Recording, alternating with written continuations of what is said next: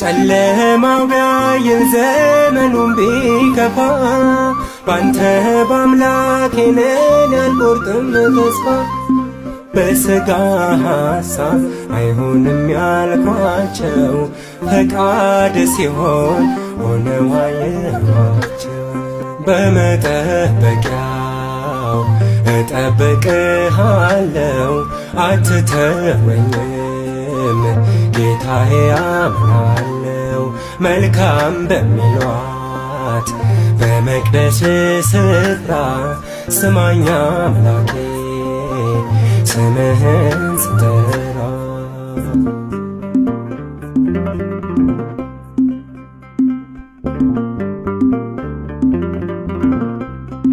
ለምን አልልም ሙሉ ባልሆን ዛሬ ስለምትገኝ በልጠቅ